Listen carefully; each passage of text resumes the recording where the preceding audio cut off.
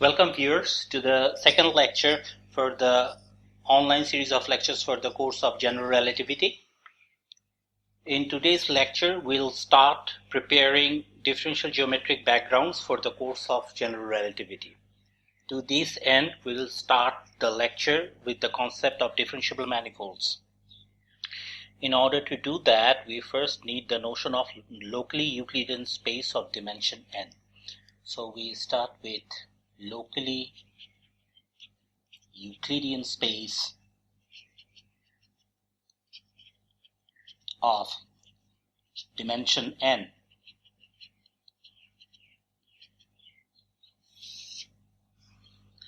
Okay.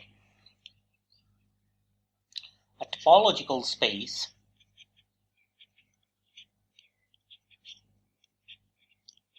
to have an understanding of what it means by topological space, please refer to lecture 0. A topological space M is locally Euclidean of dimension n if every point P in n has a neighborhood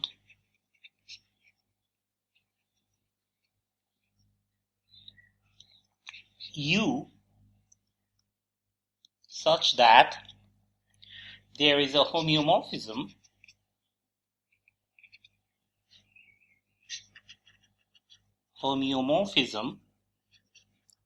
again, for the notion of homeomorphism, please refer to lecture 0. There is a homeomorphism phi from U onto an open subset of R to the n. Okay. We call the pair U comma phi, which is a map from U to R to the n. We call this pair a chart. We also say that the chart U comma phi is centered at P if phi of P is equal to 0, which is the origin of R to the n.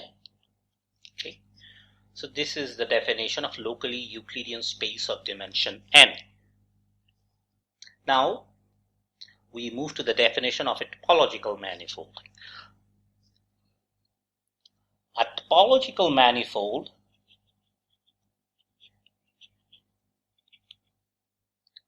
manifold of dimension n is a Hausdorff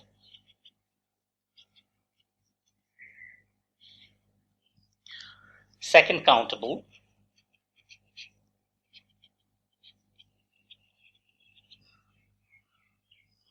locally Euclidean space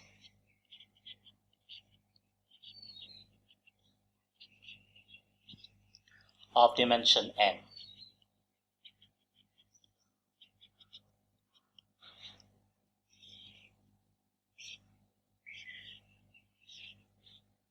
So we add these two extra structure to the locally Euclidean space of dimension n to get a topological manifold, which are Hausdorffness and second countability. Okay. To understand the notions of Hausdorffness and second countability, again, please refer to lecture 0. Okay, so this is how we get the concept of topological manifold. Now we need to put a differentiable structure on this topological manifold. For that, we need the concept of compatible charts. Okay, compatible charts. So two charts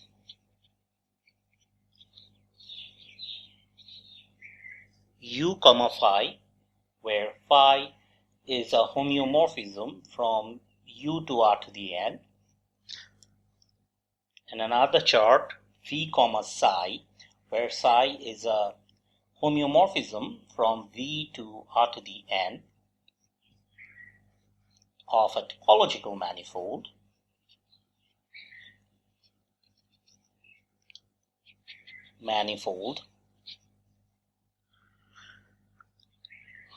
are C infinity compatible with each other, C infinity compatible for short, if the two maps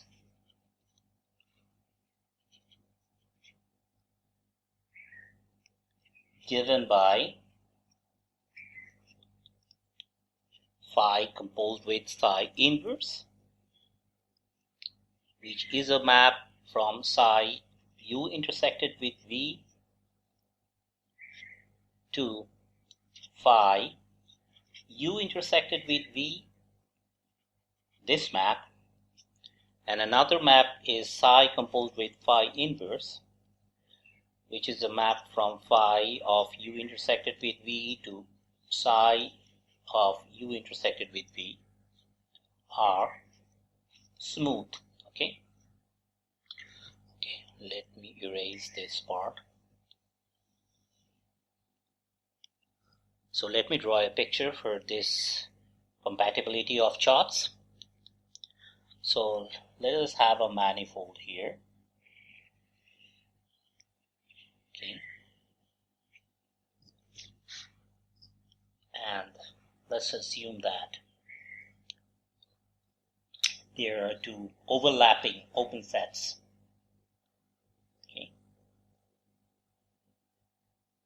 One is U and the other one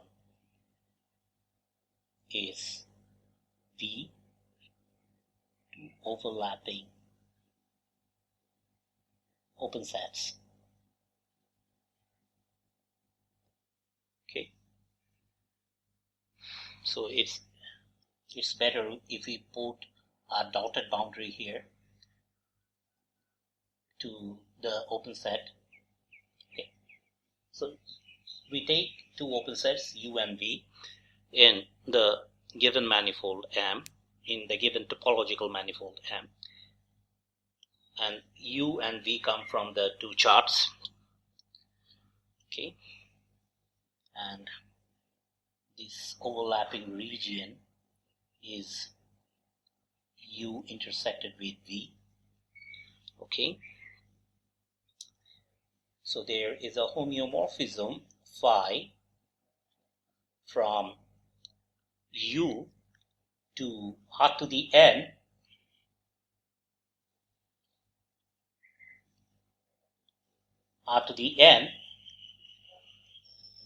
under which U is mapped to phi of U, which is again an open set in R to the N, phi of U. Okay, and this shaded region inside phi of U is the region phi of U intersected with V. Okay. All right. Now there is a map, in fact, which is again a homeomorphism from V to an open set of R to the N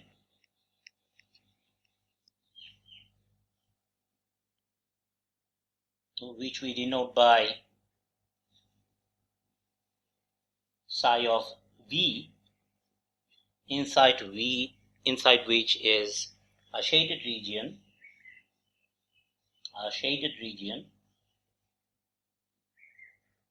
which we call psi of u intersected with v. Okay. All right.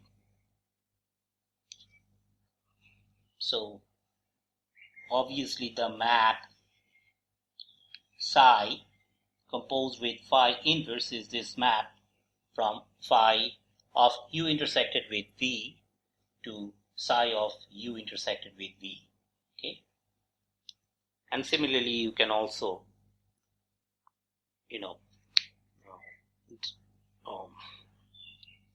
write down the map phi composed with psi inverse. Okay, it's the other way around. Okay, so we want these two maps to be C infinity, and these two functions are called transition functions. Okay, good.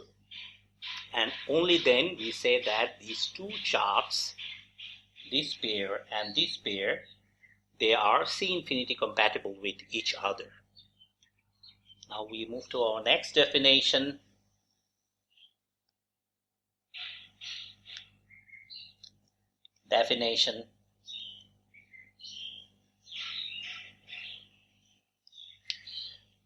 Which is that of an atlas, a C infinity compatible atlas, C infinity compatible atlas, or simply an atlas,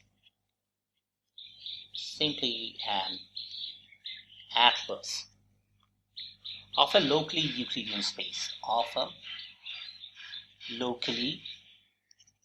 Euclidean space, M is a collection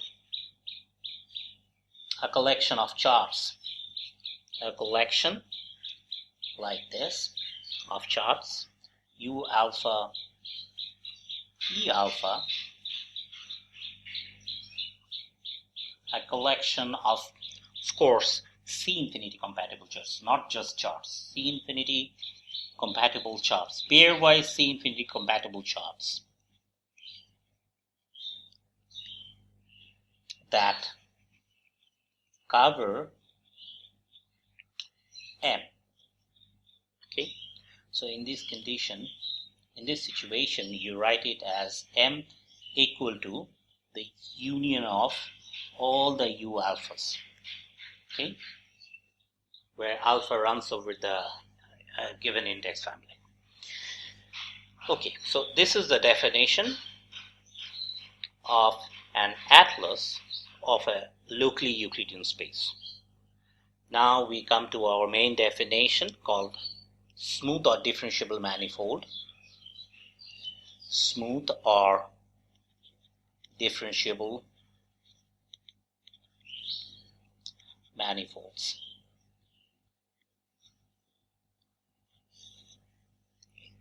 An atlas, so here we have the definition of an atlas of locally Euclidean space. Now an atlas is called maximal.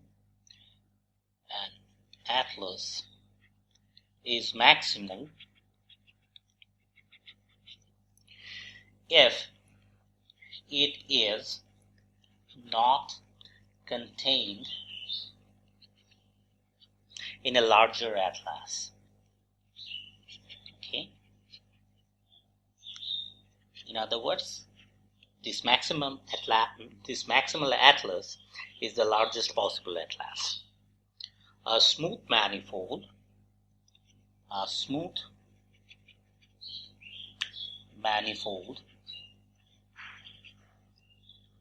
is a topological manifold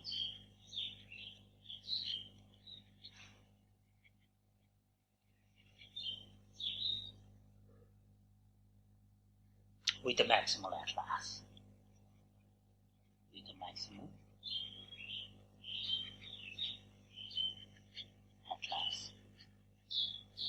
So it turns out that it is sufficient to show that a topological manifold is equipped with an atlas to prove that it is indeed a differentiable manifold. You don't have to show that it is equipped with a maximal atlas. It is sufficient to prove that it just has an atlas. Okay, so we're not going into the details of these results in this course.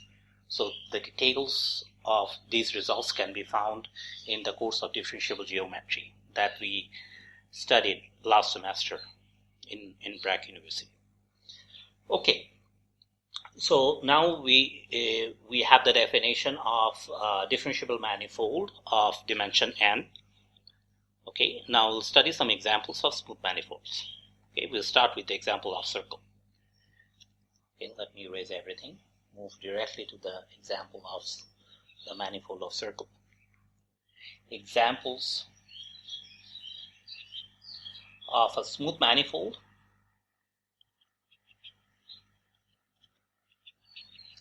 Smooth manifold. Okay, so the unit circle in the plane is the first example. Okay, so let me draw a picture for this example. Let us draw a circle like this, which we are going to prove that it's indeed a manifold. Okay, and then so we have to construct an atlas, right, for this manifold. We're not going to prove that it's second countable and Hausdorff. In other words, we'll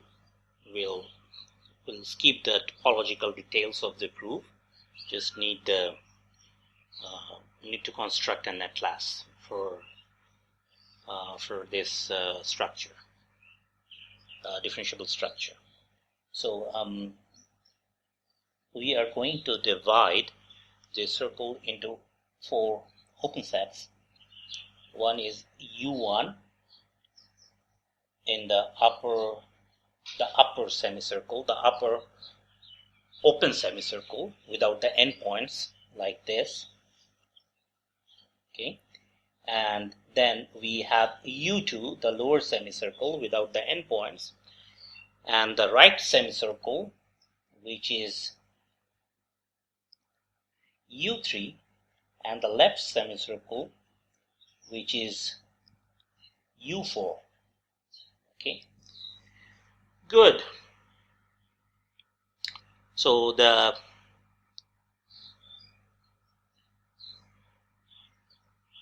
corresponding homeomorphisms, so this is a unit circle, and so if we denote this interval as -1, +1, this is of course of radius r, the center being 0. Okay. Similarly, this being 0, this is +1, and this is -1.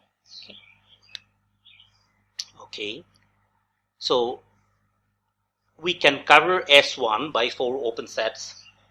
So observe that you cannot cover the entire circle with U1 and U2 only. That way you are left with 2 endpoints here.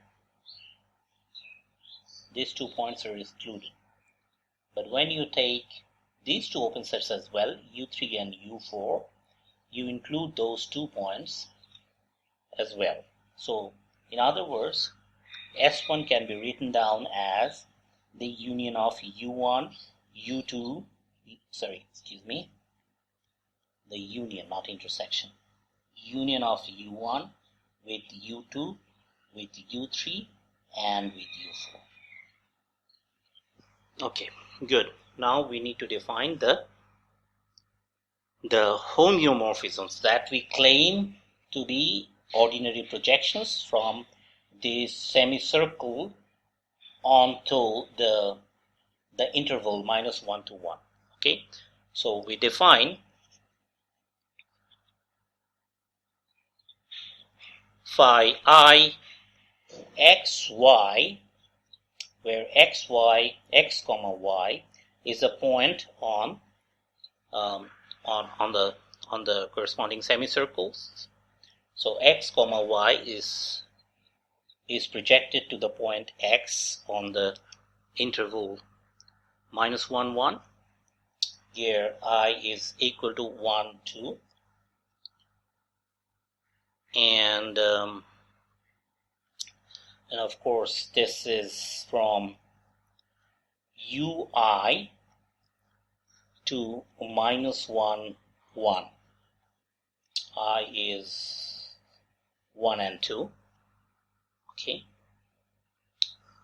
For I equal to 3, 4, phi of I is going to, they are going to be the following maps: ui to -1, 1, where I is equal to 3 and 4, and defined by phi I x comma y is equal to y. Okay, the y coordinate, it's going to be projected onto the y coordinate of x comma y. Okay, let's see how the transition functions look like. Let's try to calculate phi 4 composed with phi 1 inverse. Okay, so by the definition of transition functions, this is going to act on phi 1 of u1 intersected with u4 to phi 4 of u1 composed with u4, right? Good. Okay, so now look, phi 4 composed with phi 1 inverse is going to act on a point of the interval -1, 1, right? Because of this inverse thing. Okay, these are invertible continuous functions. In fact, they are differentiable functions. They are actually diffeomorphisms that one can prove. And so when acting on x, phi 1 inverse of x will give an ordered pair, right? And that ordered pair is going to be equal to x comma square root of 1 minus x squared, because that follows from the equation of a circle. Okay, and why is there a plus here? Because you are in the intersection of the upper semicircle and the left semicircle, intersection of this with this, which is kind of this region. Okay, and in that region y is going to be positive. That's why you have a plus sign here. Okay, okay, and now from the definition of phi 4 here, we see that this guy is going to be projected onto the y coordinate, which tells us that this is going to be square root of 1 minus x squared. Okay, good. Similarly, if you want to have a look at the case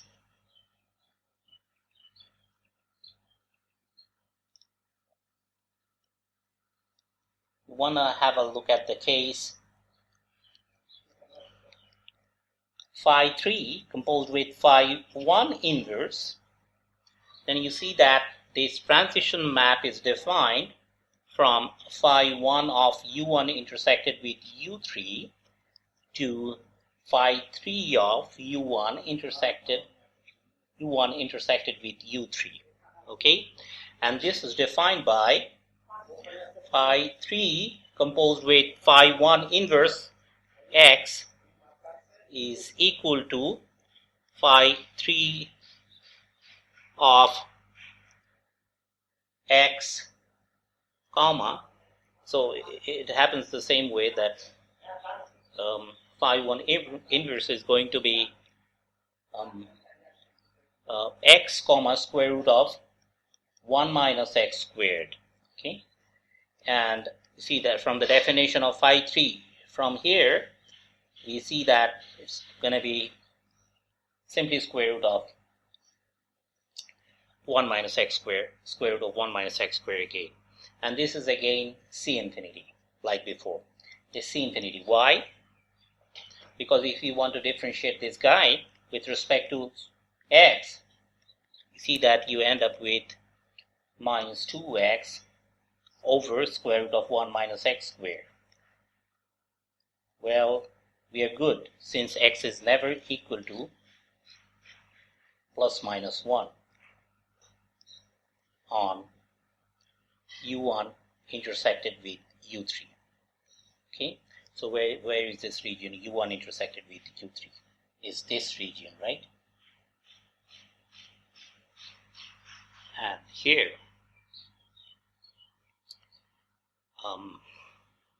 we're not going to have x to be equal to plus minus 1 because this is not here. This is excluded from this region. Okay, so this way we indeed check that this. So the union of all these four open sets is equal to the unicircle S1, and the corresponding homeomorphisms give us the desired transition maps, which are all C infinity. Okay, so okay, we take a break here, and in the next segment we will start. We'll have a look at another example, an interesting example of a smooth manifold. Thank you for attending this first segment